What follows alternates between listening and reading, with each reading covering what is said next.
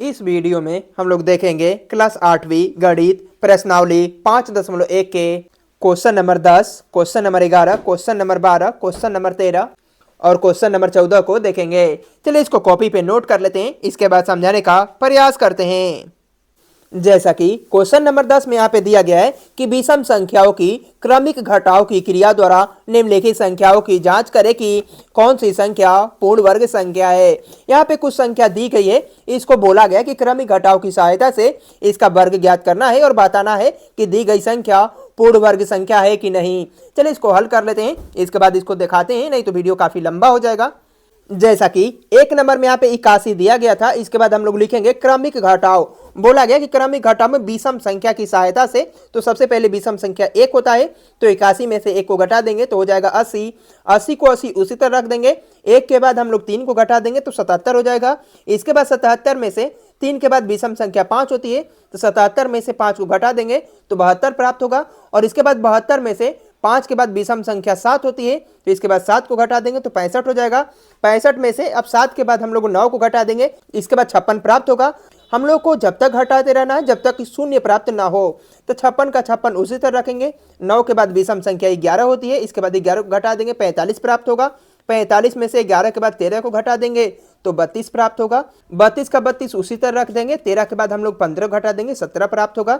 17 में से अब 17 को घटा देंगे तो शून्य प्राप्त होगा। तो हम लोग कह सकते हैं कि अंत में अशून्य आता है, इसलिए हम कहेंगे कि 9 के स्क्वायर बराबर 81। यह 9 का वर्ग है 81। अब क्वेश्चन नंबर 2 को देखेंगे। 2 नंबर में यहाँ पे दिया गया था 121, तो लिखेंगे क्रमिक घटाव। 121 में से 1 को घटा देंगे 20 प्राप्त होगा। 120 में से 3 को घटाएंगे तो 117 प्राप्त होगा। 117 में से 5 को घटा देंगे 112 प्राप्त होगा।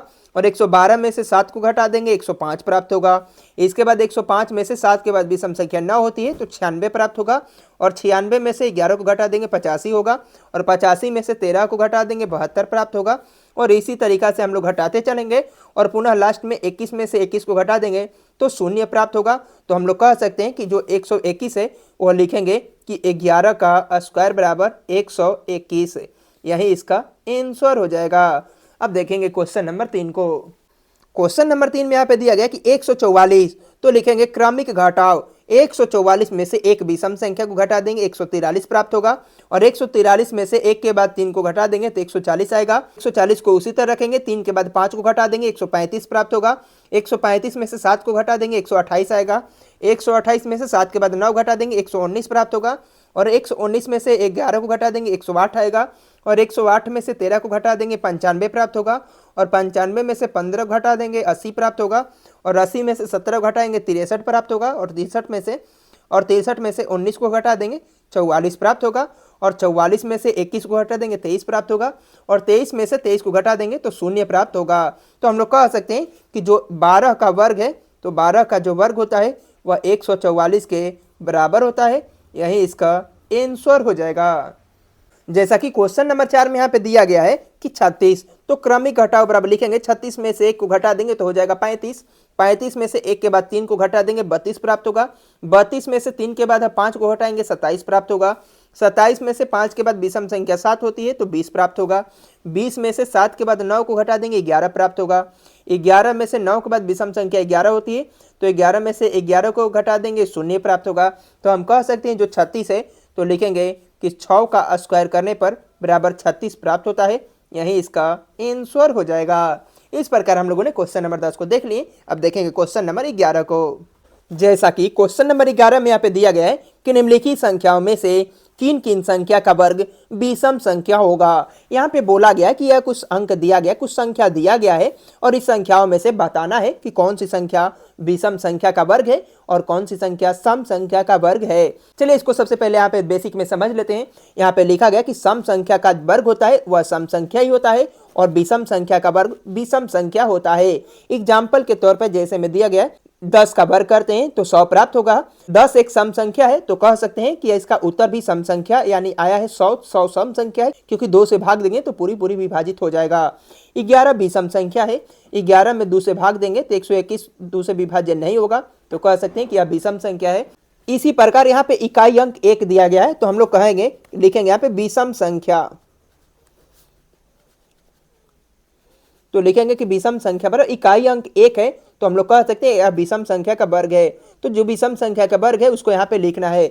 यहाँ पे इकाई अंक हम लोग देखते हैं कि 2 नंबर में 6 दिया गया, तो 6 तो सम संख्या है, तो इसको यहाँ पे नहीं लिखना है, क्योंकि बोला गया क्वेश्चन में कि जो विषम संख्या का वर्ग है बस उसी को लिखना है। यहाँ पे 9 दिया गया है, 9 एक विषम संख्या है, तो लिख देंगे 32 49। और इसके बाद यहाँ पे 4 दिया गया, तो 4 तो सम संख्या है, तो इसको नहीं लिखना है, बस यही 2 था विषम संख्या का वर्ग, इसी को लिखना था, यही इसका आंसर हो जाएगा। अब देखेंगे क्वेश्चन नंबर 12 को। क्वेश्चन नंबर 12 में यहाँ पे दिया गया कि योग संक्रिया किए बिना योगफल ज्ञात कीजिए। यहाँ पे बोला गया कि अंकों को सजाना नहीं है, 1 को 3 5 7 9 11 को जोड़ना नहीं है, बस इसी तरह इसको बताना है कि दी गई संख्या का योगफल कितना होगा। तो हम लोग सबसे पहले इसको यहाँ पे n का मान अंत में हम लोग जानते हैं, इसका सूत्र होता है n बटे में 2 और प्लस 1 होता है। तो यहाँ पे 11 दिया गया है, तो 11 में सबसे पहले हम लोग 2 से भाग देंगे यहाँ पे, तो अंत वाला में 11 में हम लोग 2 से भाग देंगे। चलिए यहाँ पे दे लेते हैं, तो 2 5 10 होता है, एक 11 में से 10 को घटा देंगे तो 1 प्राप्त होगा, तो हम लोग कहेंगे कि 5 प्राप्त होता है। और जो शेषफल आता है, शेषफल, और यहाँ पे भाजक लिखते हैं इसको, तो भाजक में हम लोग शेषफल को जोड़ देते हैं, तो इसको 5 में शेषफल को जोड़ देंगे एक, तो हम लोग कह सकते हैं कि 5 और 1 6 हो जाएगा। और n का मान आता है तो उसी का वर्ग कर देते हैं हम लोग, तो 6 का वर्ग करेंगे तो 36 प्राप्त होगा, यही इसका आंसर हो जाएगा। तो उसी प्रकार हम लोग 11 में 2 से भाग देंगे तो 5 होगा और 1 शेष होगा, तो 6 आ गया, तो n हो गया, उसी का वर्ग कर देंगे तो 36 प्राप्त हो जाएगा। अगर ये क्वेश्चन समझ में नहीं आता है तो चलिए एग्जाम्पल के द्वारा इसको समझने का प्रयास करते हैं। जैसा कि यहाँ पे दिया गया कि निम्न पर विचार कीजिए, एक विषम संख्या। यहाँ पे बोला गया कि 1 का वर्ग करते हैं तो 1 होता है, 2 का वर्ग करते हैं 4 होता है, 3 का वर्ग करने पर 9 आता है, 4 का वर्ग करने पर 16 आता है। यहाँ पे उस संक्रिया दिया गया है, 5 का वर्ग करने पर 25 आता है, 6 का वर्ग करने पर 36 आता है। उसी तरह यहाँ से इस तरीका से दिया गया कि उदाहरण नंबर 3, 1 से 51 तक विषम संख्याओं का योगफल ज्ञात कीजिए। अगर ये क्वेश्चन को आप समझ लेते हैं तो सभी क्वेश्चन को समझने में सरलता होगी। यहाँ पे बोला गया कि n 26, यहाँ पे n का मान 26 कैसे आया है, सबसे पहले उसको समझने का कोशिश करते हैं। यहाँ पे बोला गया कि 1 से 51 के बीच कितनी विषम संख्या है, आप अंतिम संख्या ले, जैसे यहाँ 51 में 2 से भाग दें। यहाँ पे बोला गया कि अंतिम संख्या यहाँ पे 51 है, तो चलिए सबसे पहले हम लोग 51 को ले लेते हैं, और 51 में बोला गया है कि अंतिम संख्या ले और उसमें 2 से भाग दे। और यहाँ पे बोला गया कि शेषफल जो 1 बचता है उसको जोड़ दीजिए, तो हम लोग 51 में हम लोग 2 से भाग देते हैं, तो 2 से कह सकते हैं कि 25 दूना का 50 हो जाएगा। तो 51 में से 50 हो जाएगा, यहाँ पे 51 में से 50 को घटा देंगे तो 1 हो जाएगा। और यहाँ पे देखते हैं कि 25 आया है, उसमें शेषफल को जोड़ना है, तो हम लोग कह सकते हैं कि 25 में शेषफल 1 को जोड़ देंगे तो 26 आ जाएगा, तो लिखेंगे कि n बराबर 26। इसके बाद बोला गया जो n का मान आएगा उसका n स्क्वायर कर देना है, 26 का वर्ग कर देना है, तो 26 का वर्ग कर देंगे तो 26 का 2 बार गुणा कर देंगे और यही उसका योगफल आएगा 6। इसके बाद हम लोग 26 में 26 ले गुणा कर देंगे तो 676 हो जाएगा। इसके बाद हम लोग कह सकते हैं कि जो इसका मान है 676, यहाँ पे देखिए n का मान भी 26 आया है, और इसके बाद बोला गया है कि 26 का वर्ग करिए तो 676 प्राप्त होगा। इसका मतलब कहने का अर्थ है ये है कि चलिए उसको समझने का कोशिश करते हैं, समझ लेंगे। अब क्वेश्चन नंबर 2 में यहाँ पे दिया गया कि 1 + 3 + 5, और यहाँ पे संख्या दी गई नहीं है, तो यहाँ पे अंत वाले संख्या में हम लोग जानते हैं कि यहाँ पे अंत वाले संख्या में 51 दिया गया है, इसमें हम लोग 2 से भाग देंगे, तो कह सकते हैं कि 51 में 2 से भाग देंगे तो 25 दूना का 50 हो जाएगा और 1 शेष बचेगा, तो जोड़ देंगे 25 और 1 26। तो हम लोग कह सकते हैं कि n का मान 26 है, और n स्क्वायर किया जाता है तो 26 का स्क्वायर करेंगे, तो 26 का स्क्वायर करेंगे तो 676 हो जाएगा, यही इसका आंसर हो जाएगा। उसी प्रकार यहाँ पे दिया गया है 101, तो 101 में हम लोग सबसे पहले 2 से भाग देंगे, तो हम लोग जानते हैं कि 50 दूना का 100 होता है और 1 बच जाएगा, तो 1 शेष होगा, और इसके बाद 50 में 1 को जोड़ देंगे 51, तो हम लोग कह सकते हैं कि n का मान 51 है, और n स्क्वायर होता है फार्मूला, तो 51 का स्क्वायर कर देंगे। चलिए 51 का 2 बार गुणा कर लेते हैं, तो लिख देंगे यहाँ पे 51 गुणे 51, तो हम लोग कह सकते हैं कि 51 का वर्ग करेंगे तो 26 0 1 आएगा, यही इसका आंसर हो जाएगा।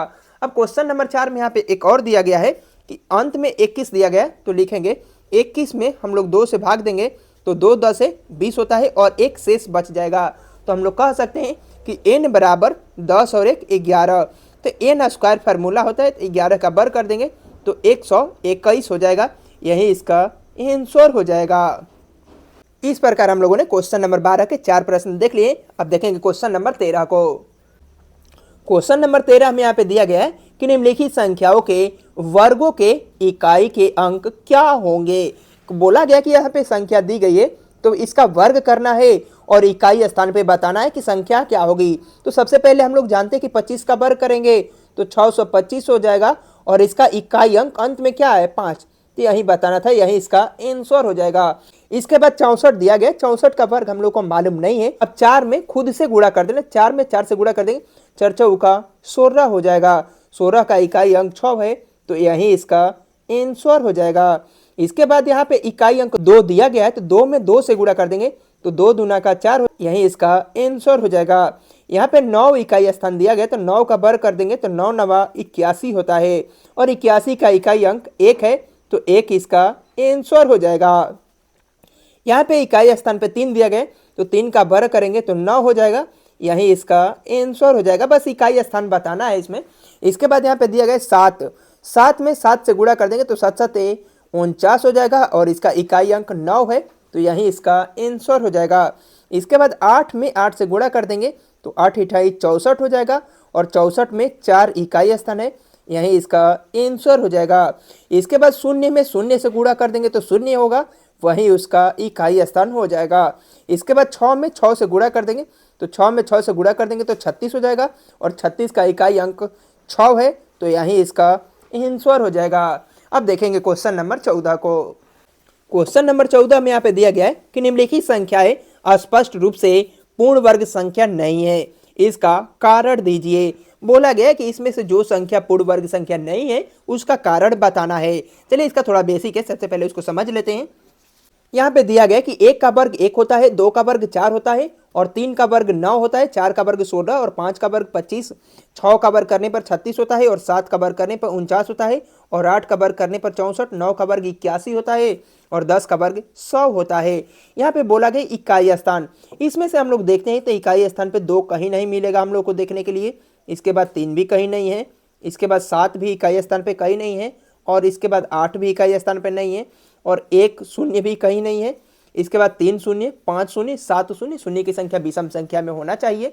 तो हम लोग कह सकते हैं कि दी गई संख्या पूर्ण वर्ग संख्या नहीं होगी। और जिस संख्या का इकाई स्थान पे 1, 4, 5, 6, 9, 2 शून्य, 4 शून्य, 6 शून्य रहता है तो पूर्ण वर्ग संख्या होगी। जैसा कि यहाँ पे क्वेश्चन में दिया गया इकाई स्थान पे 2, तो हम लोग जानते हैं कि 2 इकाई स्थान पर रहता है तो संख्या पूर्ण वर्ग संख्या नहीं होगी। और यहाँ पे बोला गया कि जो संख्या पूर्ण वर्ग नहीं है उसको बताना है, तो लिखेंगे पूर्ण वर्ग, जो संख्या पूर्ण वर्ग नहीं है उसको बताना है तो लिखेंगे पूर्ण वर्ग संख्या नहीं है। तो हम लोग जानते हैं कि जिसका इकाई स्थान पे 2 रहता है तो वह संख्या पूर्ण वर्ग नहीं होगी, तो यहाँ पे लिख देंगे कि 1052 कमा, और इकाई स्थान पे यहाँ पे 7 दिया गया है तो हम लोग जानते हैं कि जिसका 7 भी रहता है वह भी पूर्ण वर्ग नहीं होगा, तो लिखेंगे 2, 3, 4, 5, 7। इसके बाद इकाई स्थान पे 8 दिया गया है तो 8 भी रहता है तो पूर्ण वर्ग संख्या नहीं होता है, तो लिखेंगे हम लोग 5, 4, 3, 2, 8 कमा। इसके बाद इकाई स्थान पे 3 दिया गया है तो यह भी पूर्ण वर्ग नहीं है, तो लिखेंगे 3, 2, 5, 4, 7, 3 कमा। इसके बाद 3 शून्य दिया गया है तो हम लोग जानते हैं कि 3 शून्य भी रहता है तो अभी एक पूर्ण वर्ग संख्या नहीं होती है, तो इसको भी यहाँ पे उतार देंगे तो लिखेंगे 25 पे 3 शून्य को दे देंगे। इसके बाद भी 3 शून्य है तो इसको भी हम लोग कह सकते हैं कि यह भी पूर्ण वर्ग संख्या नहीं है, तो लिखेंगे 543 3 शून्य दे देंगे। इसके बाद यहाँ पे इकाई स्थान पे भी 2 दिया गया है तो इसको भी हम कह सकते हैं और यहाँ पे भी दिया गया है तो इसको हम लोग कह सकते हैं क्योंकि कारण देना है तो सभी दी गई संख्या पूर्ण वर्ग संख्या नहीं है, लिखेंगे क्योंकि संख्या का इकाई अंक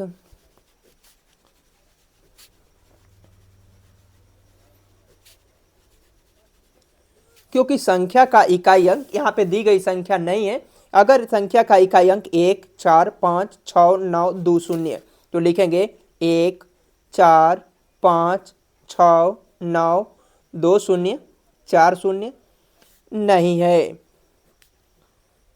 तो हम लोग लिखेंगे क्योंकि संख्या का इकाई अंक 1, 4, 5, 6, 9 डबल शून्य और 4 शून्य नहीं है, इसीलिए दी गई संख्या पूर्ण वर्ग संख्या नहीं है। इस प्रकार हम लोगों ने इस वीडियो में क्वेश्चन नंबर 14 को देख लिए। मिलते हैं नेक्स्ट वीडियो में।